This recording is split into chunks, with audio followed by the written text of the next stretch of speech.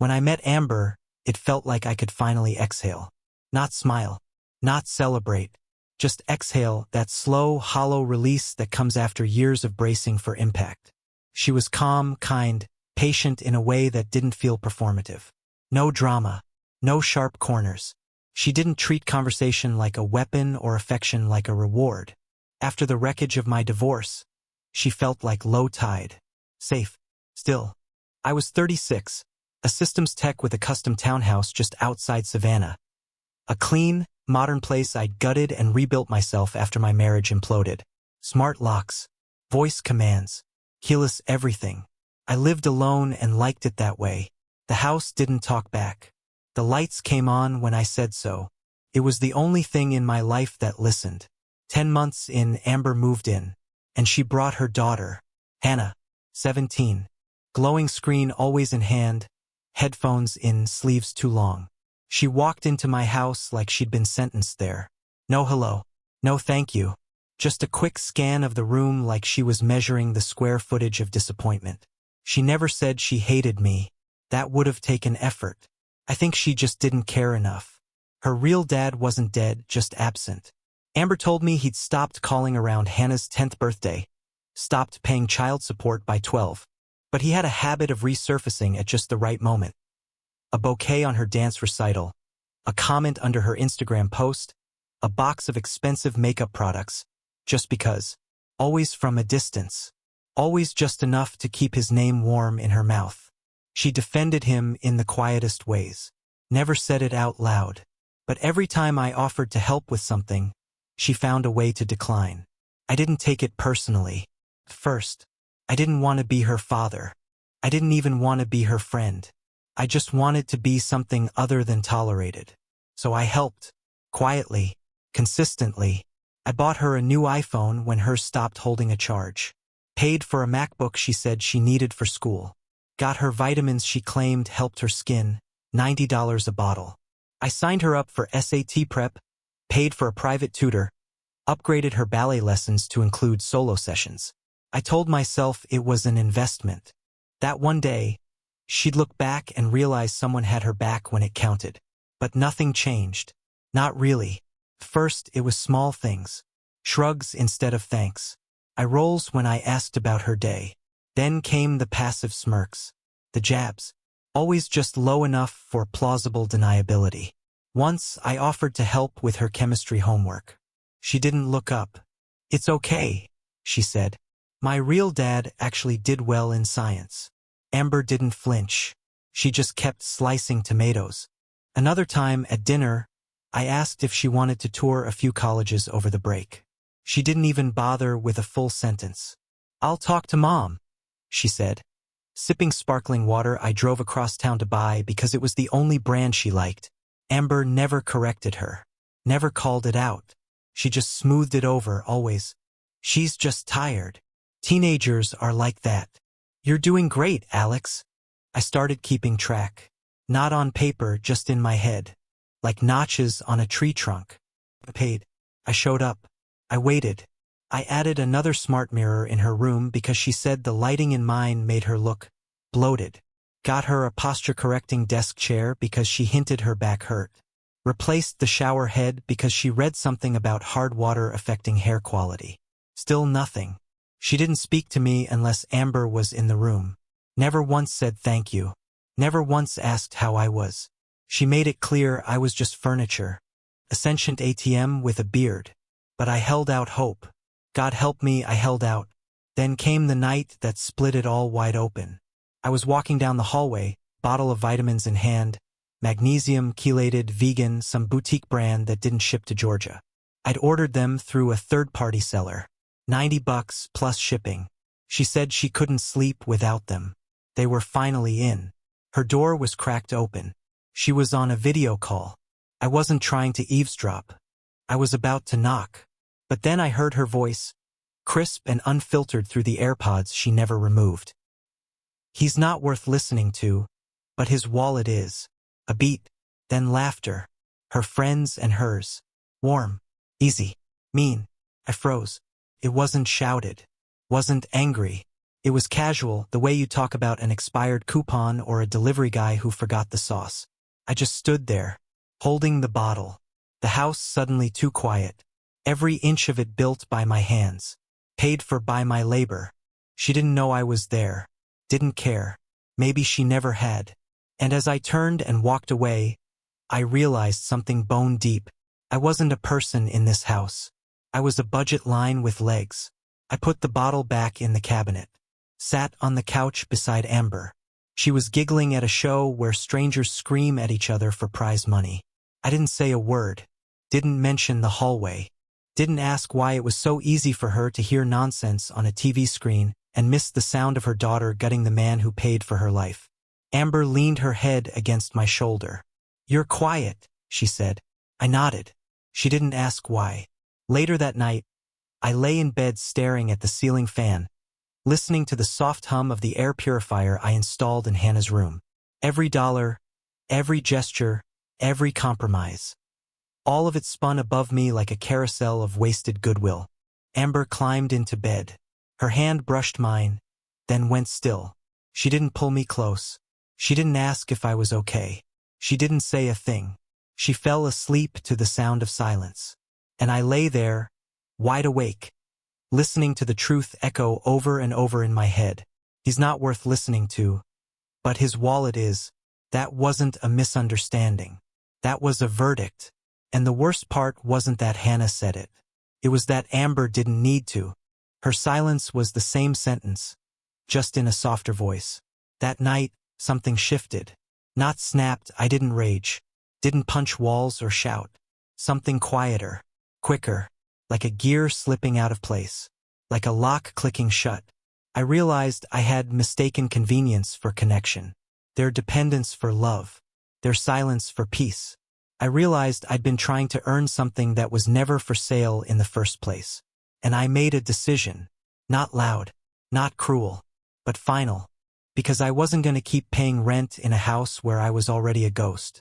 I drove her to school the next morning. Same as always. Hannah climbed into the front seat without a word, backpack heavy with designer pins and attitude. She didn't say good morning, didn't nod, didn't even grunt, just unlocked her phone and vanished behind the screen. Her new MacBook, the one I paid for, was zipped into her bag. The custom leather sleeve? Also on me. The SAT prep subscription she used once and ignored? That too. Every piece of her life I had footed the bill for. And somehow I'd become the joke. She didn't notice the silence. But I did. The radio was off. The engine was too smooth to make a sound. Felt like driving a ghost through fog. At the stoplight, she glanced at her phone, frowned, tapped the screen again. No connection. She tried again, and again. "Is the Wi-Fi down?" she asked, finally speaking. I didn't answer. Not right away. I let the silence hold a little longer, just enough to make her look over. Just enough to see my face. She didn't like what she saw. "No clue," I said, voice flat. "Maybe check with the owner." She squinted. "What does that mean?" I didn't answer. She turned back to her phone, jaw tight. When we pulled up to the school, she climbed out without saying goodbye. She didn't know that when she came home, nothing would be the same.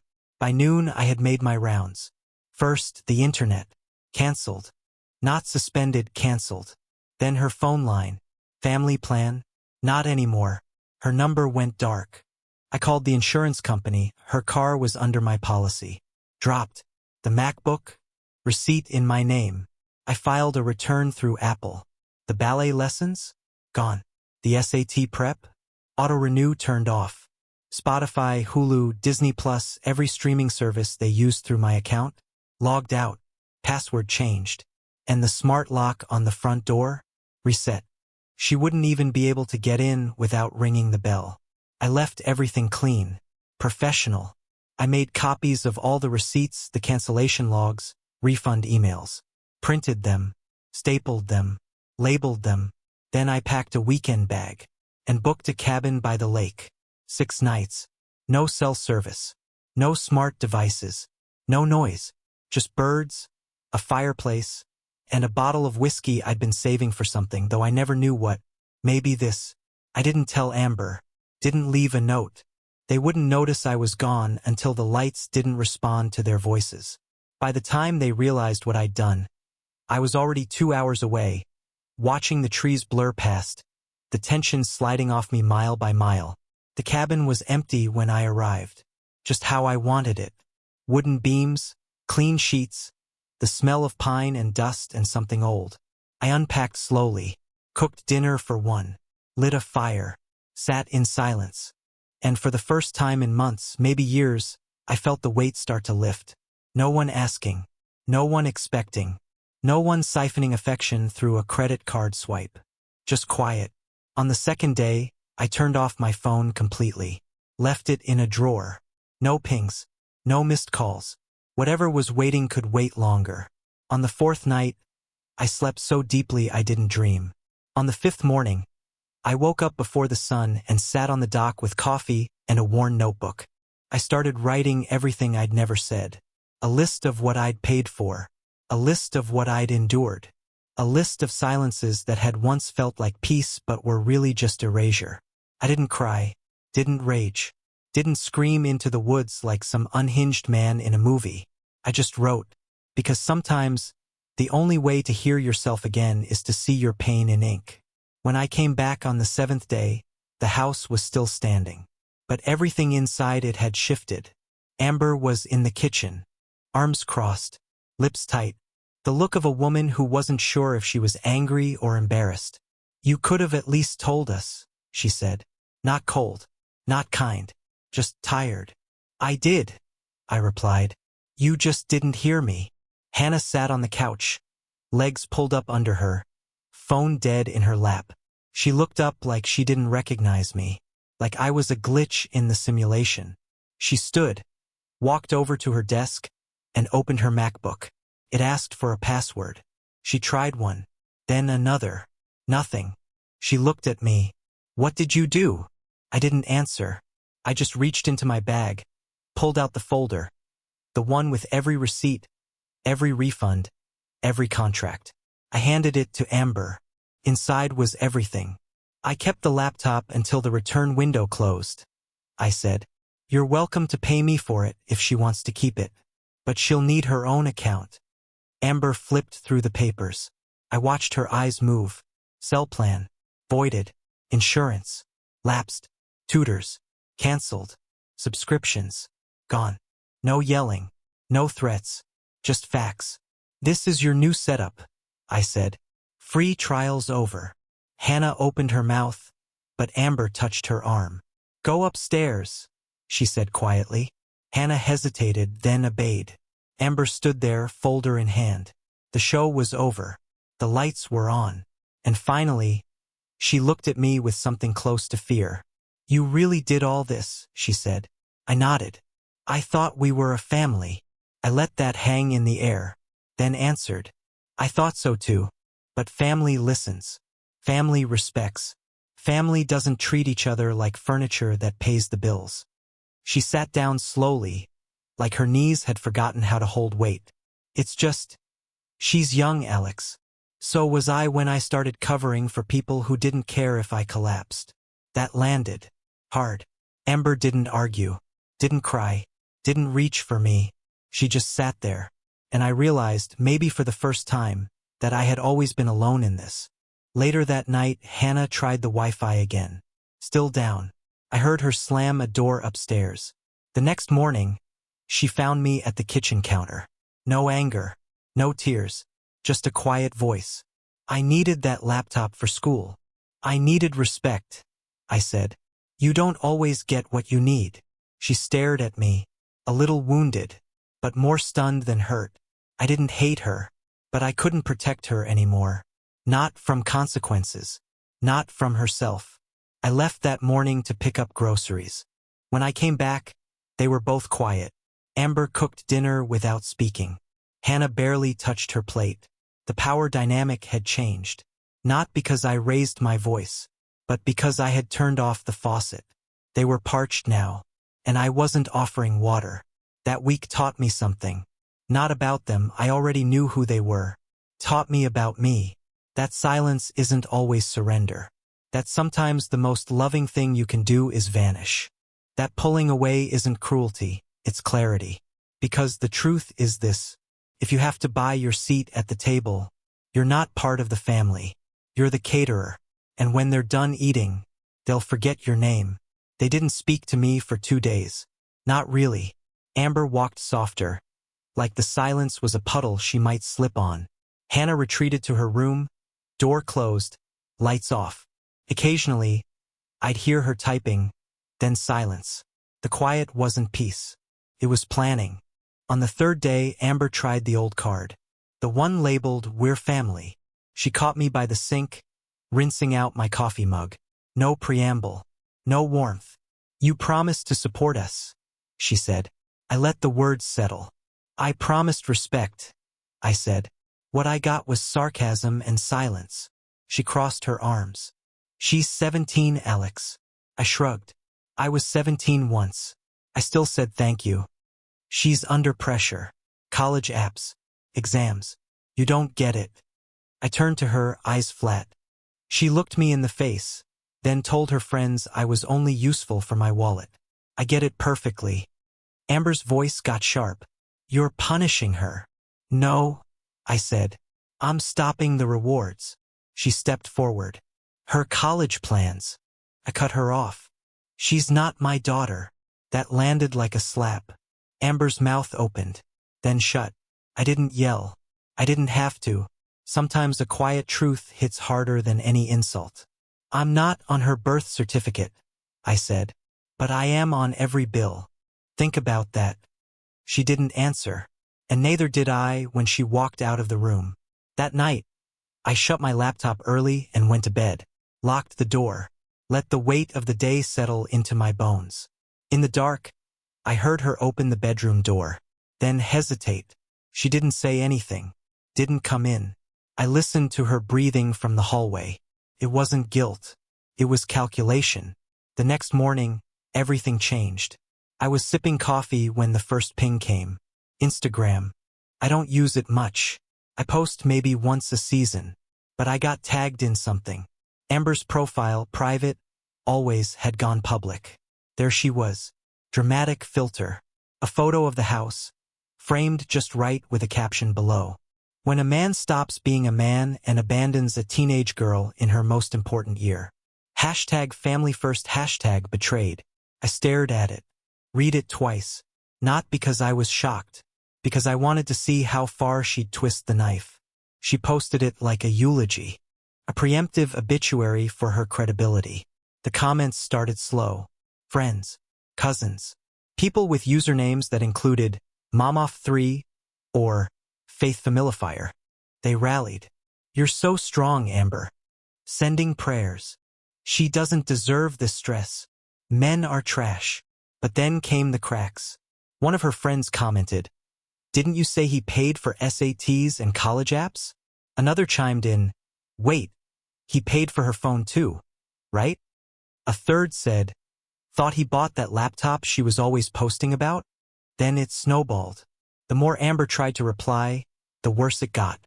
Someone posted a screenshot, Hannah's TikTok from months ago, laughing with the caption, "Living that sugar stepdad life." #blessed #duh. Another found an old post of hers, a picture of her laptop with the caption, "Thanks, Alex. You the best money mouth face, money mouth face, money mouth face." The comments turned. So he was good enough to pay but not good enough to respect? Weird how abuse started when the money stopped. Y'all used him. By evening, the post was gone. Deleted. Vanished. Like it had never existed. But the screenshots didn't vanish. Nothing ever really does. I didn't say a word. I didn't gloat. Just brewed another cup of coffee. Later that night, Amber hovered near the doorway like a child caught sneaking candy. "I took it down," she said. "I didn't look up." "You should have thought before putting it up." She was upset. I was upset. "You were exposed." She said nothing. Walked away. The house returned to silence. Not peace, never peace. Just the uneasy quiet of people caught in their own reflection. 2 days passed. No noise. No arguments. Just the sound of a family recalculating its leverage. On the third day, something slid under my door. A folded piece of paper. Handwritten. I stared at it for a while before opening it. It was from Hannah. I didn't mean it like that. I was just joking around. I know you did a lot. I'm sorry it came to this. Thanks for what you did. Even if I never said it before. Short. Honest. Too late. I didn't write back. Not because I hated her. Because I finally respected myself. Kindness without boundaries isn't kindness. The self-erasure. Amber made no mention of the note. Neither did Hannah. It hung in the air like the smell of burned toast. Sharp, acrid, lingering. That weekend, I changed the router password again. Didn't give it to them. Not out of spite. But because access had to be earned now. They didn't ask for it. Didn't dare. A week later, Hannah got a job. Part-time. Fast food. She didn't announce it. I found out when her work uniform showed up in the laundry. Amber had stopped wearing her engagement ring. Not because I asked. She just did. I think she knew the balance had shifted, not just the finances, but the truth. This wasn't about punishment. It was about power. Not dominance, but dignity. They couldn't take from me without giving back now. Not respect. Not gratitude. Not silence. The transaction was over. No more apologies. No more meetings halfway. If you treat someone like a stranger long enough, don't be surprised when they act like one. Hannah tried to soften now and then, asked if I wanted coffee from the shop where she worked. Once, she offered to clean her own bathroom. I nodded, said thanks. Didn't pretend it fixed anything. Because you can't apologize for a fire while the house is still smoking. Amber stayed distant. She'd go out, stay gone for hours. I didn't ask where. Didn't want to know. I stopped checking the shared bank account. Transferred my paycheck to a new one. Split the utilities. Printed out an expense sheet and taped it to the fridge. Amber looked at it once. Didn't say anything. Hannah stopped asking for things. No more new shoes. No more subscription renewals. She was living within her means now. And maybe for the first time, she understood mine. Because here's what they never teach you in family therapy. If someone only values you when you're giving, they don't value you, they value the giving. Pull it back and see what's left. That's the truth. The raw, bitter truth. I pulled it back. And what was left? Silence. Stunned. Heavy. And maybe, finally, real. The silence changed. It wasn't cold anymore. It was clean. Amber still lived there. Hannah too. But the noise, the eye rolls, the passive sighs, the sarcasm that dripped like mold from the ceiling, was gone. I didn't ask for it to stop. I didn't ask for anything. I just removed the incentive. And when the oxygen left the room, so did their performance. The fridge had a new rhythm now. My side, her side. Labels. Splits. I bought my own groceries. Cooked my own meals. Used my own pots. Cleaned my own mess. No more shared pantry. No more communal leftovers. Amber didn't question it. Not aloud. But I saw her eyes skim the receipts when I left them out. Watched her glance at the updated bank statements, the new password screen on the smart thermostat she used to control from her phone. She never asked for access. I never offered. We became co-tenants in a quiet war. But unlike before, I wasn't losing. Hannah kept her distance. There were no more jabs. No more muttered jokes. But the warmth never came either. Her apology sat like a souvenir of a trip no one wanted to remember. A rare, fragile admission, wrapped in teenage pride. I didn't return it. Some debts don't get paid in words. She started working more shifts. Stopped asking to borrow my car. Stopped expecting anything, really. One night I came home and found her asleep at the table, head resting on open textbooks, a half-drunk cup of instant coffee beside her. For a moment, I felt something like pity. Then I remembered the hallway, her laughter, the bottle in my hand. And I walked past her, went to bed. Amber tried sometimes. She made dinner once. Just enough for two. Set it out without saying anything. I looked at the plates, then looked at her. Why? I asked. She swallowed. Thought it might be nice. Nice, I repeated. The word felt foreign, like a souvenir from a life I used to pretend we were living. "Dinner doesn't fix this," I said.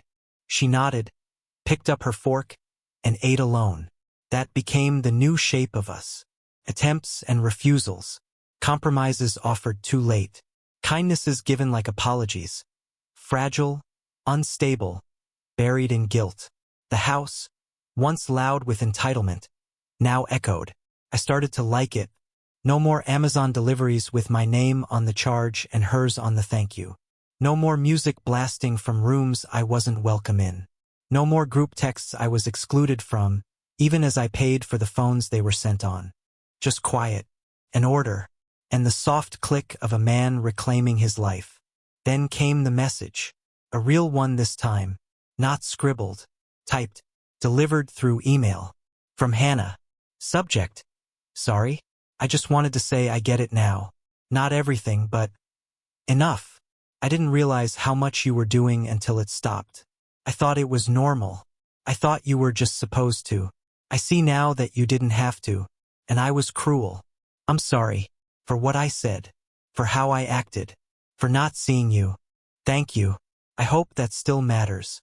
I read it twice, then deleted it, not out of malice, but because some chapters don't need footnotes. Growth is good, but it doesn't buy back what was taken.